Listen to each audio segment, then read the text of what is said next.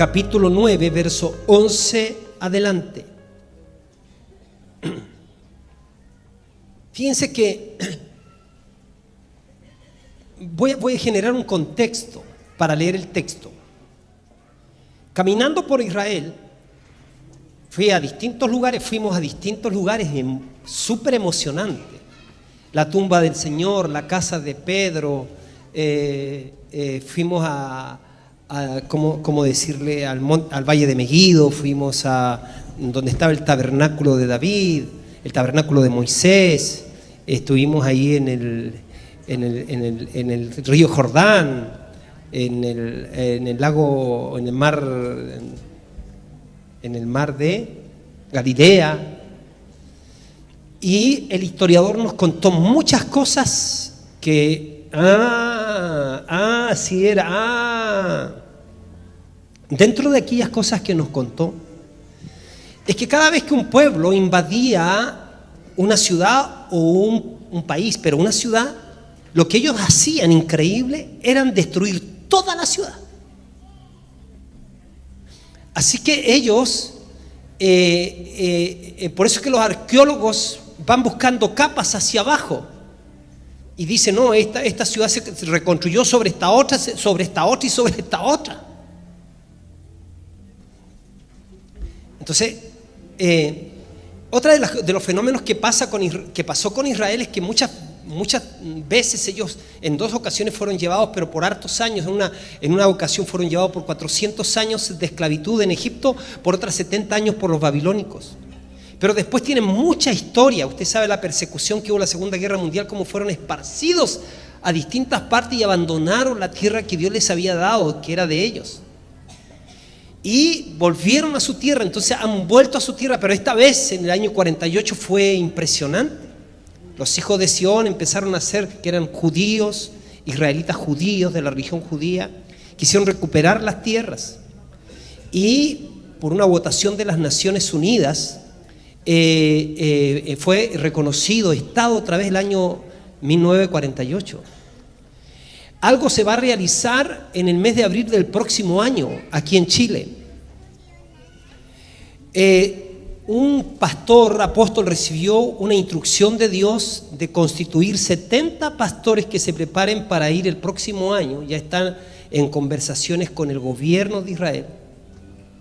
Porque esta comisión de pastores a nivel nacional vamos a ir en representación de nuestra nación a pedir perdón para que se genere un cambio espiritual sin precedentes en nuestro país, a pedir perdón en arrepentimiento al gobierno de Israel, porque en las 2 ocasiones, la primera vez cuando se tuvo que votar a favor de Israel para que sea nación, Chile dijo que no. Y la segunda vez, el año 72, para otra votación, Chile se abstuvo. Como consecuencia, la lectura es que se cumple lo que dice la Biblia: bendeciré a los que te bendijeren, y los que te maldijeren, yo los voy a maldecir. Esa fue la promesa que Dios le hizo a Abraham. Fíjense que Israel, y aquí viene la palabra y después la llevamos a nosotros. Yo quiero ser dinámico en esto, pero quiero encontrar el hilo. A ver, Israel estaba esparcido, habían sufrido mucho, y de repente Dios da una promesa y les dice que Él va a hacer algo que Israel había perdido. Y voy a hacer rápido la historia. Siempre Dios quiso relacionarse con el hombre con su presencia manifiesta. Siempre Dios quiso que el hombre estuviese viviendo y habitando y moviéndose y relacionándose y procreando y surgiendo, pero en su presencia. El hombre ha sido creado con espíritu, que es lámpara de Jehová. O sea, el espíritu es el lugar de habitación de Dios en el hombre. La muerte espiritual se define como que el hombre se sale de la dimensión, de la relación, de la comunión, de la presencia de Dios y queda viviendo con su alma y su cuerpo, pero con su espíritu desgajado de Dios, es como un óvulo no fecundado. Y en la antigüedad siempre Dios quiso que el hombre esté en comunión con Él. Fue de mucha tristeza del corazón de Dios cuando Adán y Eva tuvieron que salir del huerto del Edén, porque ellos no cumplían las condiciones de permanecer dignos delante de su presencia y fueron expulsados. Pero aún así Dios usó siempre medios para reconciliar al hombre y recuperarlo.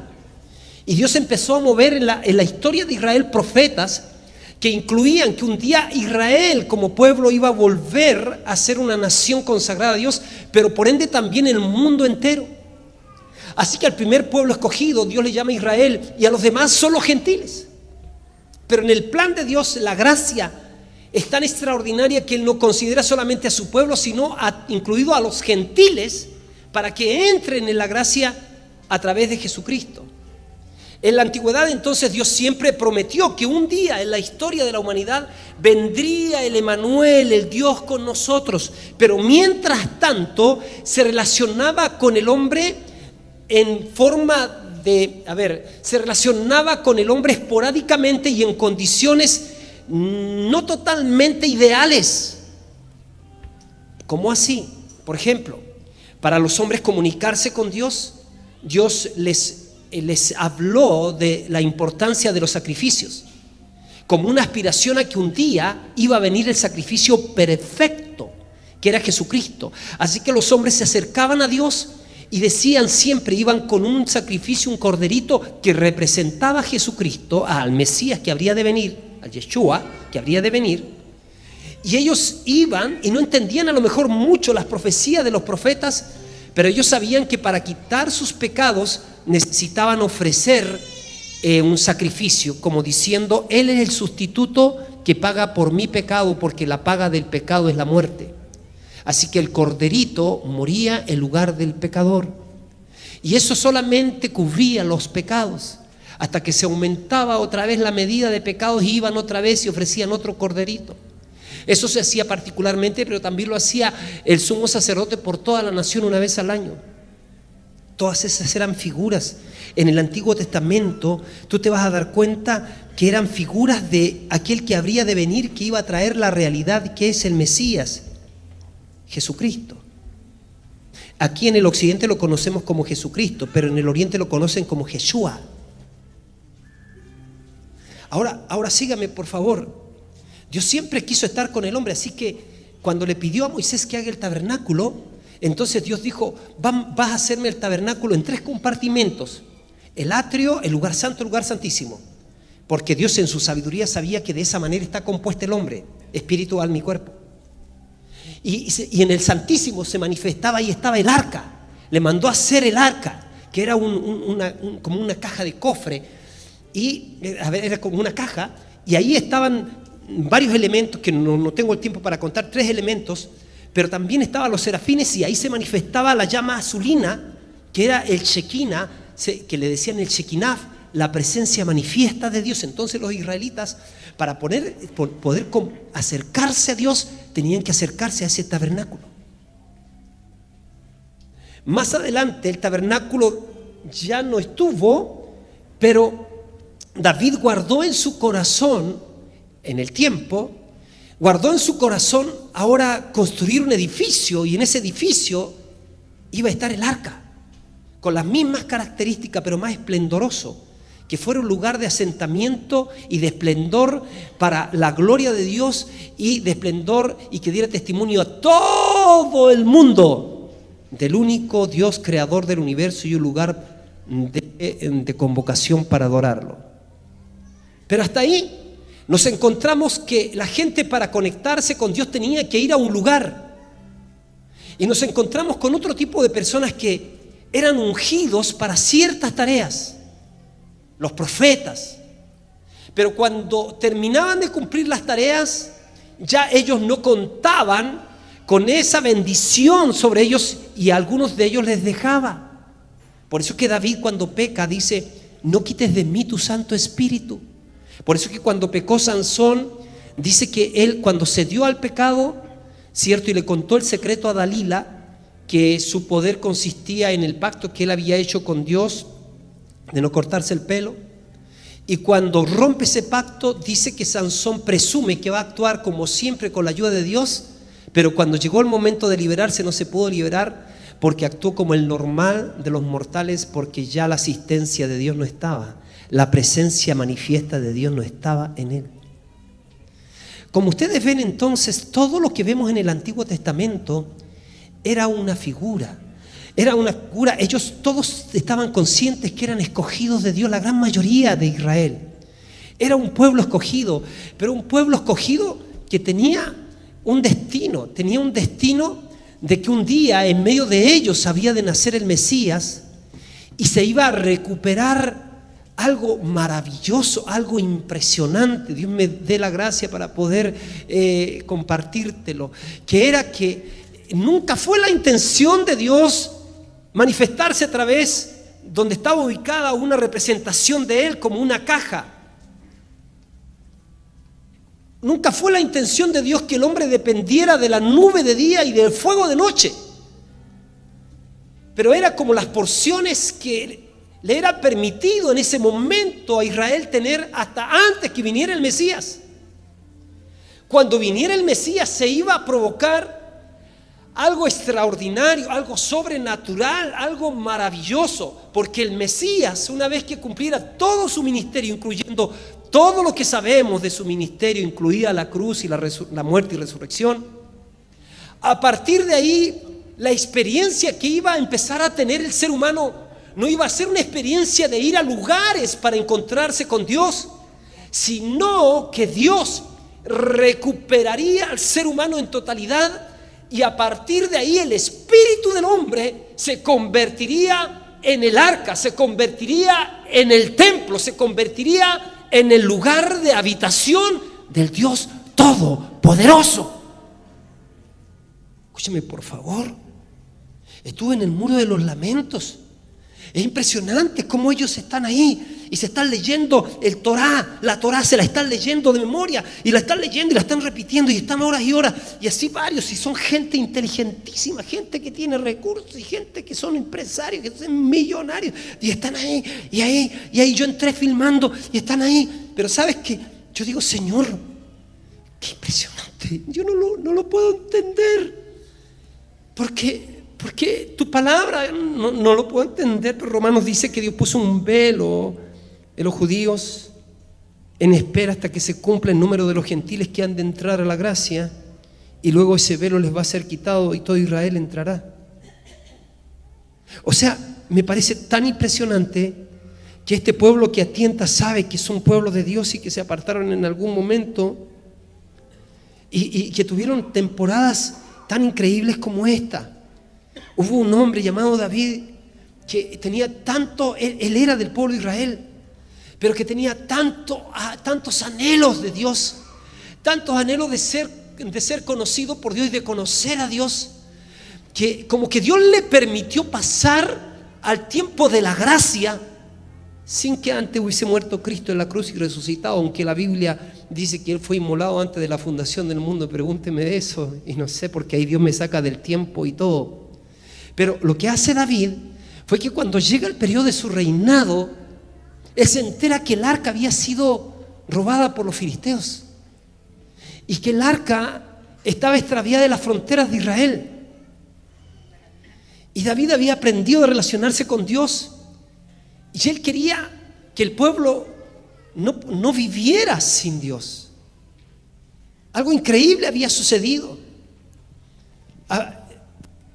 Se habían robado el arca y había otro lugar donde yo estuve que se llamaba Gabaón, y los sacerdotes erigieron un tabernáculo y el pueblo empezó a ir ahí y hacían todas las cosas que hacían los antiguos sacerdotes, pero no estaba el arca.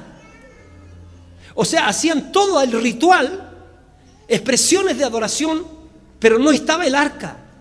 Y cuando estaba el arca, algo sí pasaba.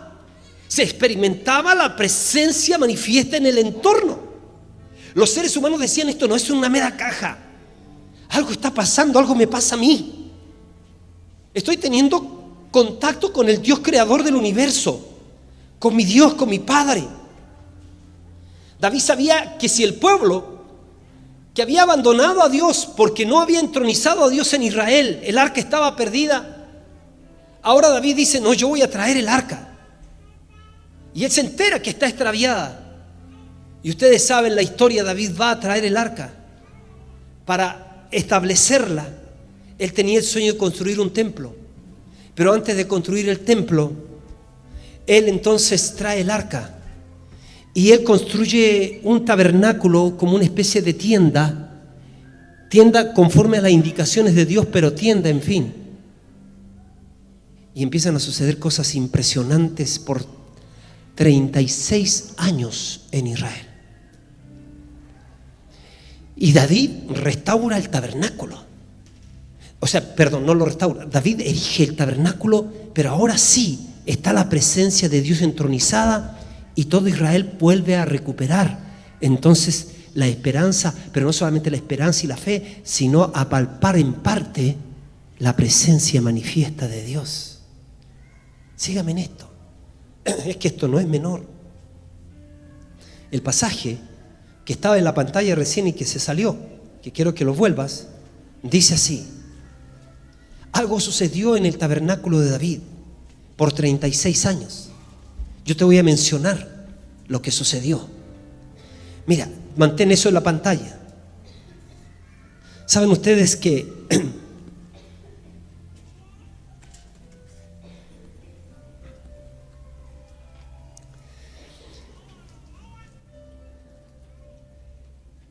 este pasaje, más el pasaje de Hechos 15, del 16 al 17, pero déjalo ahí donde estamos, nos hablan de las 3 dimensiones que el Señor va a restaurar en los últimos tiempos?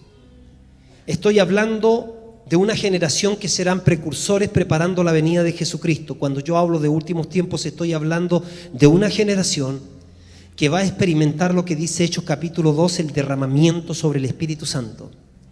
Dice la Biblia que el Señor en los últimos tiempos va a derramar su Espíritu Santo sobre toda carne. Y que la iglesia va a tener características extraordinarias.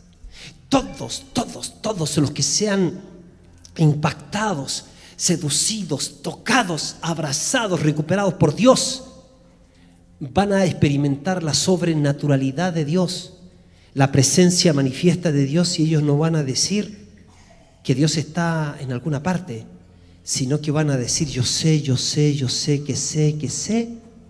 que Él es real. No lo puedo explicar, pero es real. Y van a empezar a tener experiencias irreconocibles en ellos. Van a querer servir a Dios y van a querer conocerlo más, porque se va a despertar un amor tan grande hacia Dios, como algo que no tiene explicación. ¿Cómo puede ser que esta persona que no le importaba a Dios, que no le importaba a Jesucristo, cómo puede ser que esta persona que no tenía experiencias con el Espíritu Santo ahora empieza a tener experiencias con el Espíritu Santo, ahora empieza a amar al Señor, ahora lo adora, ahora lo sirve, y ahora su vida empieza a ser cambiada y ser transformada? La Biblia habla de un movimiento mundial de oración que va a ser una generación precursora a la venida del Mesías. La Biblia habla de que cuando se reconstruye el tabernáculo de David, van a haber 3 dimensiones en esta restauración. Va a restaurar la dimensión sacerdotal.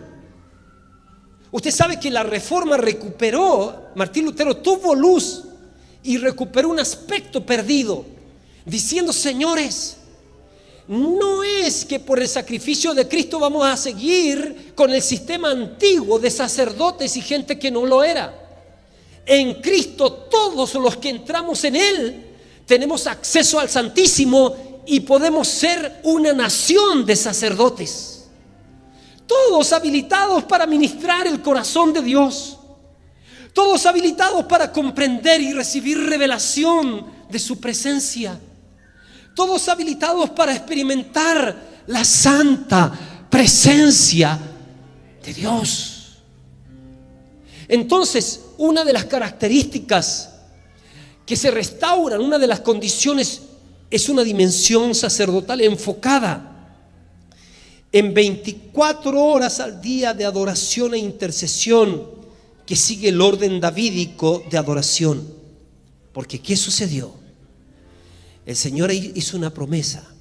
Él dice: va a llegar un momento en que yo voy a restaurar lo que sucedió con David.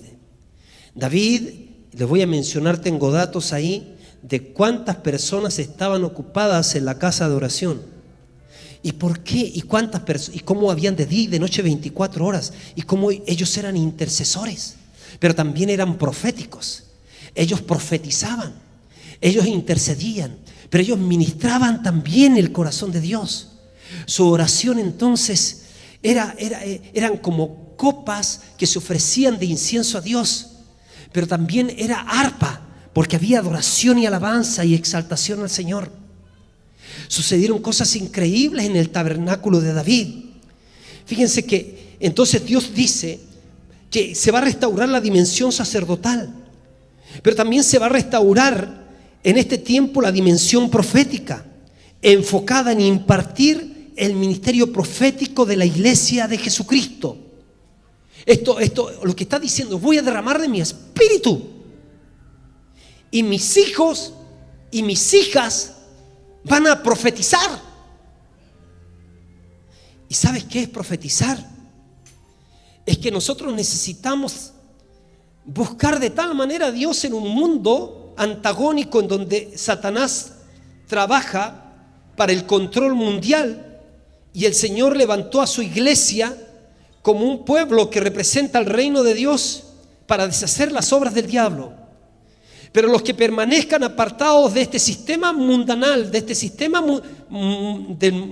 mundano de engaño, de espíritus diabólicos, son aquellos que se abren camino, y son aquellos que quieren y se aferran del Señor y lo buscan continuamente y se ponen de acuerdo con Dios para empezar a orar las oraciones de Dios, para liberar las vidas, para tener las intenciones de Dios, para tener los sentimientos de Dios, para tener las emociones de Dios, para tener las palabras de Dios, para tener el deseo de Dios. Son personas cautivadas totalmente por el corazón de Dios, que no quieren otra cosa que el Dios celestial, que el Dios creador del universo venga a la tierra y produzca las transformaciones en otros, así como la está produciendo en ellos mismos.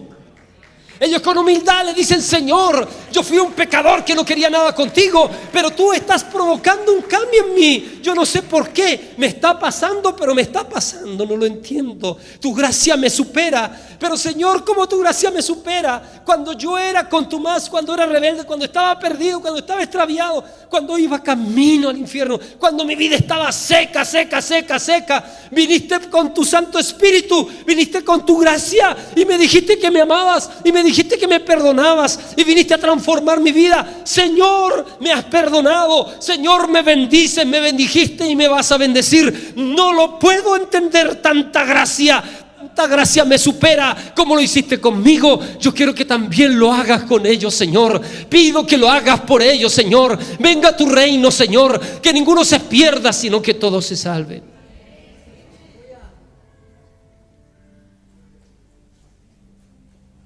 ¿Sabe?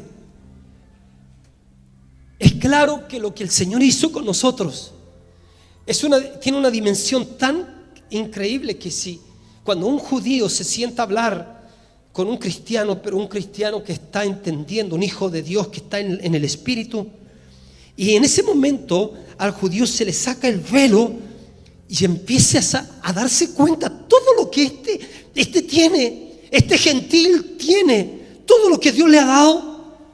Este hombre se va seguramente a impactar y decir: pero ¿cómo tu respuesta a lo mejor puede ser tan pobre con semejante experiencia de experimentar a un Dios que nosotros a tienta lo palpamos, pero que tú lo haces, que tú puedes hablar con Dios cuando quieras? Mientras estaba ahí en el muro de los lamentos, porque hay como una puerta para entrar y adentro está llena de hombres de edad de hombres que tú los ves, son escribas, son sabios en lo que saben, pero no hay nadie que te exprese, que porte la paz de Cristo.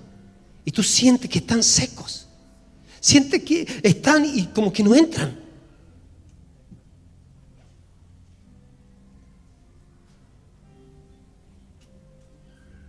Ellos entienden más que nosotros cuando la Biblia dice que nos hizo un pueblo de sacerdotes, porque nosotros no venimos de una casta sacerdotal, pero ellos vienen de raíces teniendo sacerdotes y saben cuál es el honor y cuál es el oficio de un sacerdote. Los sacerdotes intercedemos a Dios a favor de los hombres, pero también otra cosa que va a traer la restauración del tabernáculo de David es una dimensión profética, porque ¿quién puede hablar por Dios sino aquel que conoce a Dios? ¿Quién puede hablar por Dios sino aquel que escucha a Dios?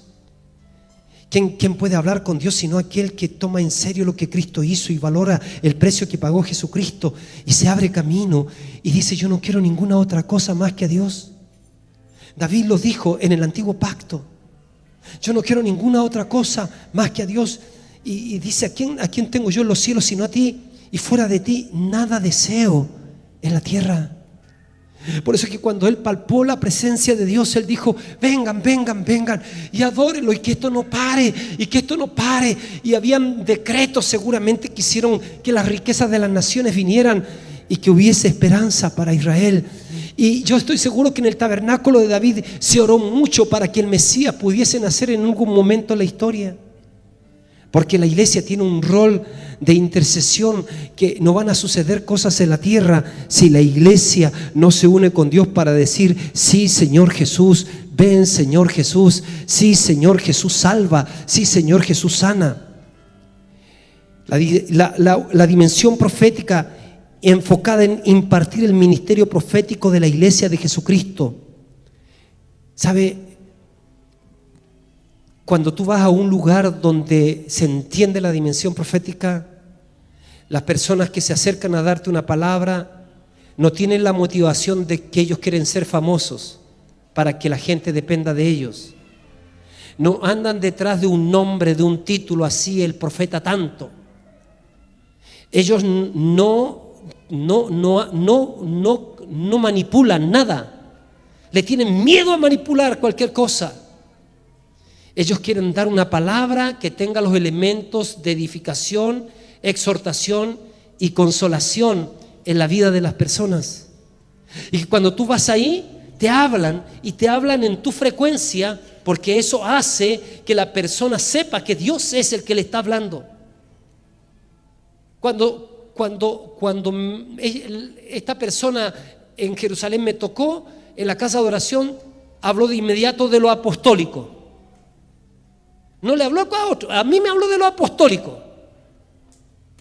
Y yo dije: me estás hablando a mí, Señor. Y luego me habla de las aguas, no se olviden del catamarán. Catamarán se llama, ¿no? Me habla en ese lenguaje. Entonces lo profético no tiene que ser una persona, ni dos ni tres, sino todos los que van a casa de oración y en el tiempo pueden permearse con la presencia de Dios y con una condición tan depurada en su espíritu que los que vengan ahí saben que van a ser ministrados por cualquiera, y Dios va a darles una palabra que contenga los elementos de edificación, consolación y exhortación, y saldrán diciendo: yo quiero ir ahí porque la presencia de Dios está en medio de esos buscadores. Entonces tenemos nosotros una dimensión sacerdotal de ministrar el corazón de Dios. Dios quiere que contemplemos su belleza y su hermosura, pero también Dios quiere que nosotros profeticemos, porque sabe, el Espíritu solamente responde al Espíritu, y cuando somos instrumentos del Espíritu traemos vida a la gente. Cuando somos instrumentos del Espíritu, traemos consolación a los tristes, traemos libertad a los oprimidos, traemos luz a los ciegos, traemos vida donde hay muerte, traemos sanidad donde hay enfermedad, traemos libertad donde hay cautiverio. Y eso es lo que Dios ha querido que entendamos: Dios con nosotros. Pentecostés dice: Dios en medio y dentro del hombre. Pentecostés, cuando los sacerdotes ven que sucede, hay un ruido, dice, como un viento recio que llenaba un sector de una casa ahí en Jerusalén, en el aposento alto. Corren a ver, y habían 120 llenos del Espíritu Santo, y estaban hablando en otras lenguas según el Espíritu les daba que hablase. Y empezaron a hablar las maravillas de Dios en Partos, Medos, Elamita, Mesopotamia, Capadocia, Frigia, Panfilia. De los que vivían más allá de Cirene, le hablaba en su propia lengua las maravillas de Dios. ¿Qué había sucedido? Ahora Dios se había cambiado de lugar. Ahora Dios ya no habitaría en un tabernáculo, ya no habitaría en el templo de Salomón. Ahora habitaría en el templo que somos nosotros, los seres humanos redimidos y rescatados por la preciosa sangre de nuestro Señor Jesucristo. Los vivificados, los comprados a precio de sangre, los que se saben propiedad de Dios, los que se saben que son del Espíritu de Dios, los que nacieron de nuevo, los que tienen la presencia de Dios en su vida. Bendito sea su nombre.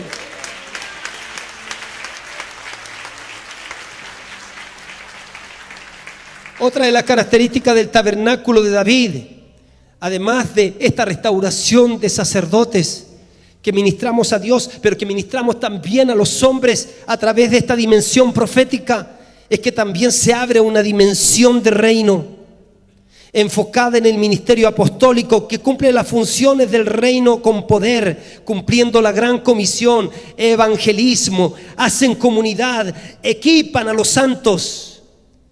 El tabernáculo de David en estas tres dimensiones tuvo su principio de restauración en la iglesia del Nuevo Testamento cuando se derramó el Espíritu Santo en Pentecostés. Pedro se levanta y precisamente repite este pasaje.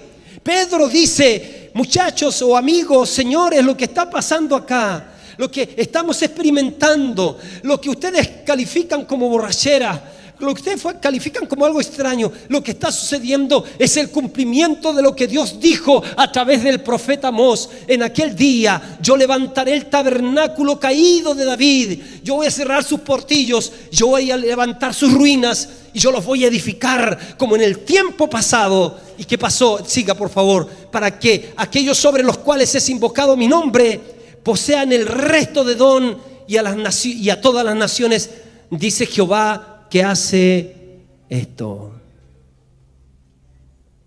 Y mira, y sigue por favor el verso 13. He aquí vienen días, dice Jehová, en que el que ara alcanzará al segador. Viene un tiempo de apresuramiento. El que ara va a alcanzar al segador, y el pisador de las uvas al que lleve la simiente, y los montes destilarán mosto, y todos los collados se van a derretir. Siga, por favor. Y traeré del cautiverio a mi pueblo Israel. Eso se lo cumplió en el tiempo del profeta Amós. Y ellos volvieron de todas partes. Voy a edificar en ellos las ciudades asoladas. Hoy día tú vas y ves y dices que Belén está ahí, está tomada por gente que no cree en Dios. Y ellos están puestos ahí, posicionados, esperando un día en que eso también va a ser de ellos, porque es la promesa del Señor. Y las habitarán. ¿Sabe? Nos sentamos, miramos los viñedos, plantarán viñas y van a beber ahí en su tierra, beberán el vino de ellas y harán huertos y comerán el fruto de ellos. Yo estuve viendo eso y vi el cumplimiento de esta palabra profética. Sigue, por favor. Pues los plantaré sobre su tierra y nunca más serán arrancados de su tierra, que yo les di, ha dicho Jehová, Dios tuyo. Mis preciosos, ¿sabe? Esta profecía se cumplió en el Nuevo Testamento. El tabernáculo de David en estas tres dimensiones tuvo su principio de restauración en la iglesia del Nuevo Testamento cuando se derramó el Espíritu Santo en Pentecostés, Hechos capítulo 2. No obstante, la plenitud de estas promesas todavía no se han restaurado completamente para que todas las naciones conozcan a Dios. El tabernáculo de David es esencial para completar la gran cosecha de almas prometidas a la iglesia para el final de los tiempos. Creemos que los ministerios de oración sobre las ciudades van a llenar la tierra antes del regreso del Señor Jesucristo.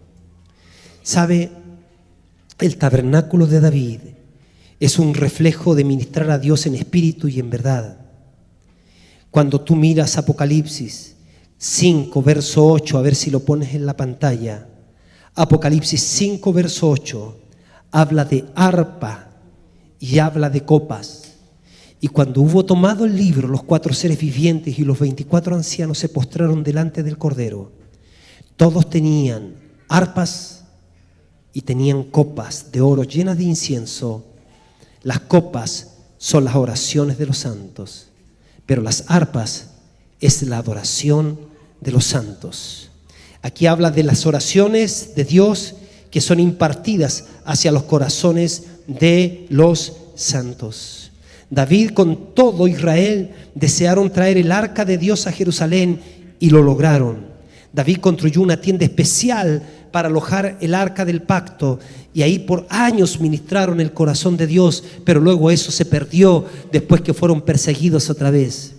Pero Dios promete la restauración de este tabernáculo, pero ya no solo en Israel, sino entre los gentiles, porque el tabernáculo ahora no es una choza, no es una tienda. El tabernáculo son gentes ungidas que hacen la casa de Dios y que ellos mismos cumplen su función sacerdotal, ellos mismos profetizan vida a las naciones y ellos mismos avanzan el reino de Dios.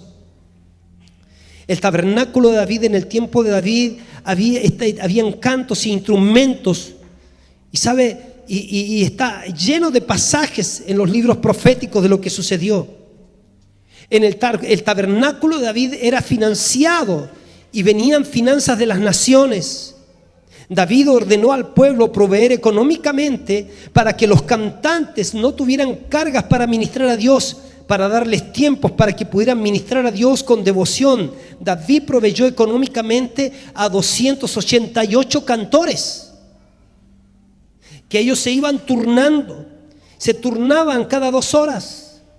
Y de esa manera continuamente estaba la intercesión y el elogio y la adoración a Dios. Y estaban también las palabras y decretos proféticos que viajan por medio de los aires para la transformación de las naciones.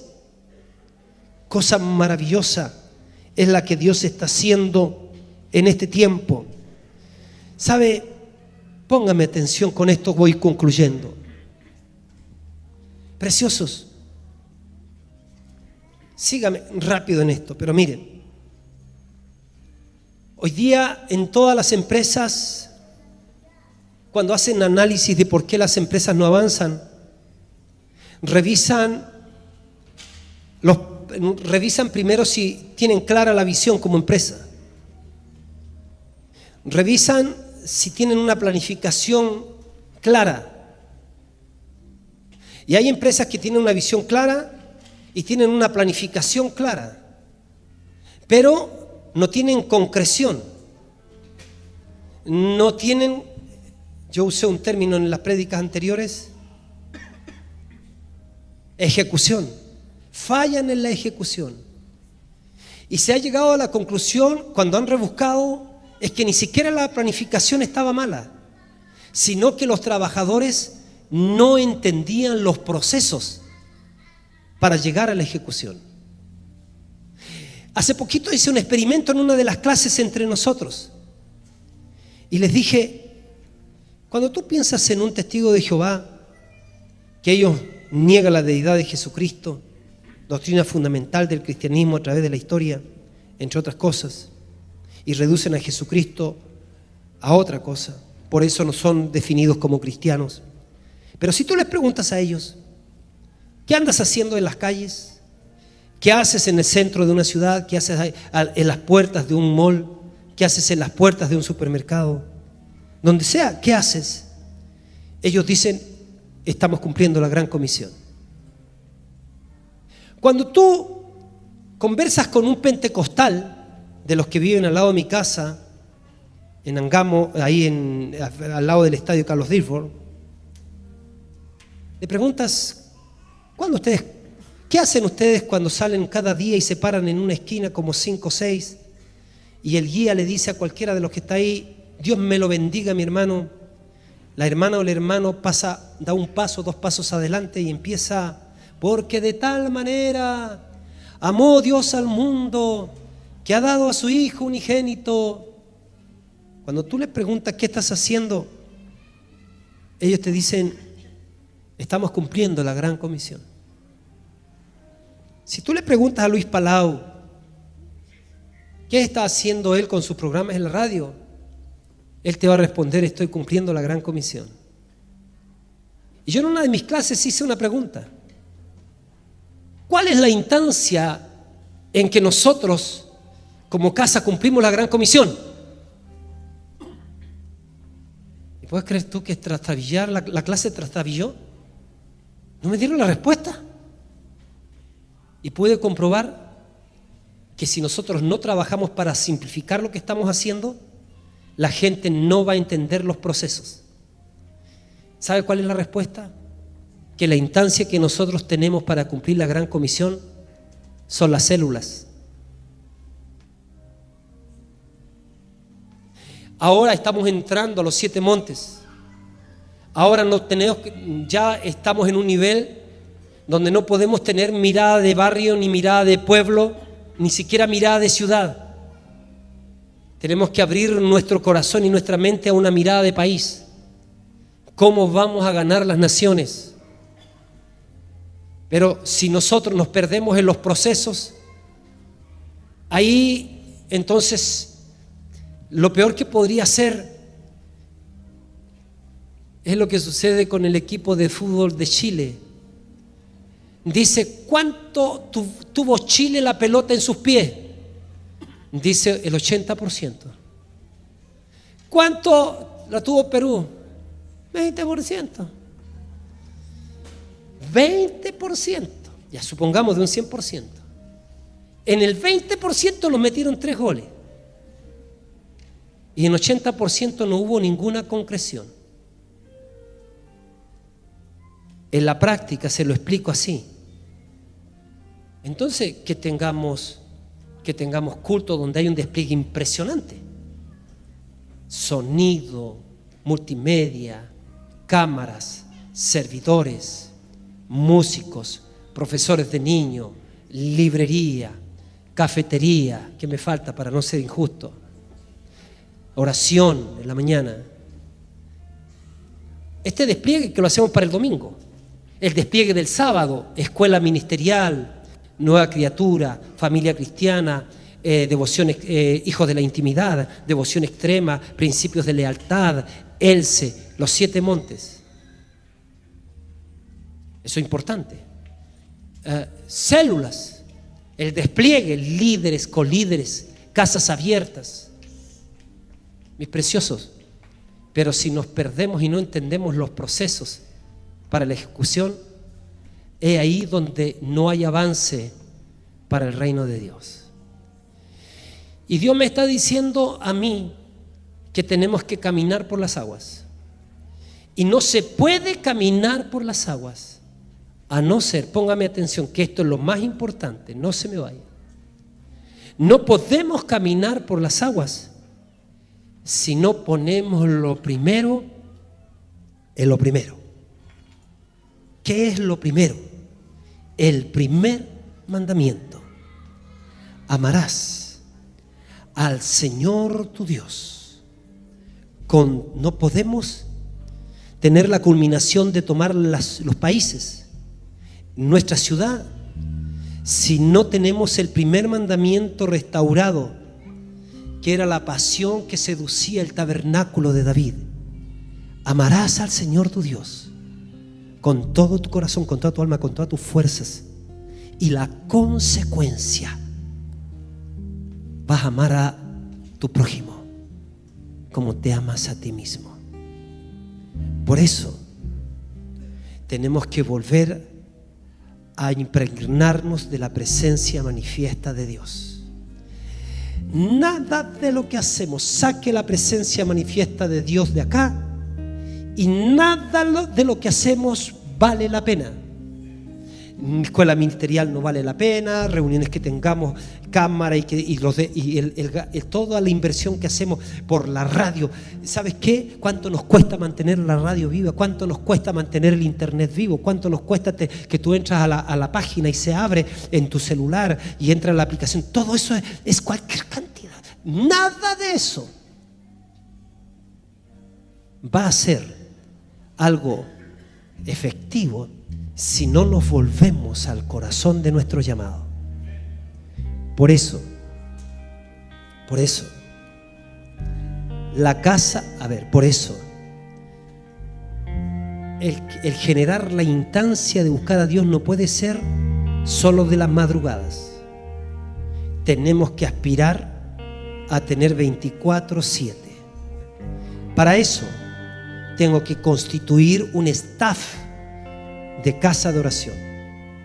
Para eso, en el tiempo, seguramente tendremos que pagar a algunas personas que hagan los turnos de la noche, así como lo hizo David, que había financiamiento para que las personas sin ese impedimento económico puedan ministrar el corazón de Dios, puedan de tal manera sumergirse en su presencia, que cuando vengan no solamente personas del mundo, personas de cualquier parte, enfermos, como sea, reciban una impartición, pero de gente remojada, de gente sumergida, de gente limpia en sus motivaciones, de gente depurada con revelación del Espíritu, de gente que buscó y generó las condiciones para que la presencia de Dios sea una realidad.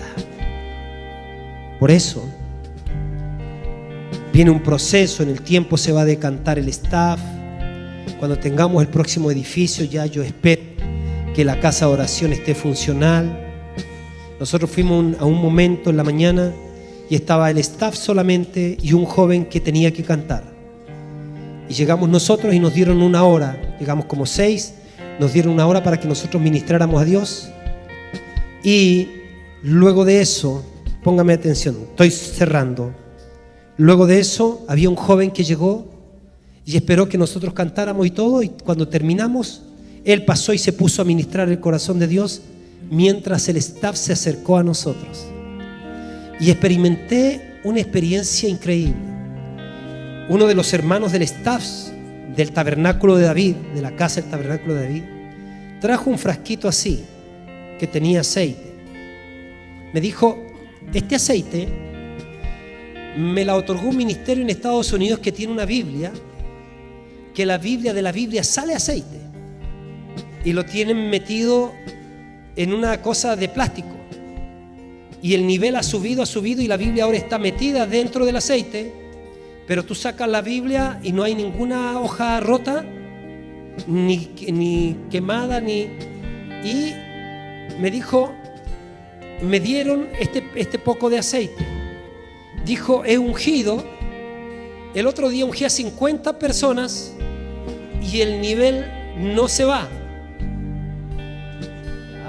Escúcheme, yo soy reacio a que la gente ponga su confianza en el aceitito, en el mantito, en la caída.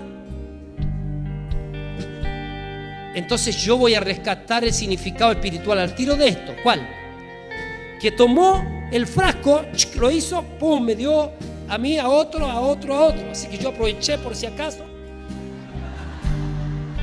Y cuando miramos la medida, estaba igual. ¿Y sabe qué aprendí? Que no es que nosotros ahora vayamos a buscar el aceitito para vender el aceitito y construyamos el templo. Venga a comprar el aceitito que no se termina. Sino que ¿sabes cuál es el mensaje de Dios para las naciones de la tierra? Es que toda iglesia que comparte el aceite no tendrá escasez de la presencia de Dios. Ir aumentando y aumentando y aumentando. Lo que la gente necesita es la presencia de Dios. Lo que el pecador necesita es la presencia de Dios. Lo que necesita el judío y el gentil es la presencia de Dios. Lo que necesitan nuestros hijos para enfrentar el embate en nuestra nación de leyes impías es la presencia de Dios. Lo que necesitan los políticos en nuestro país es la presencia de Dios. La presencia de Dios.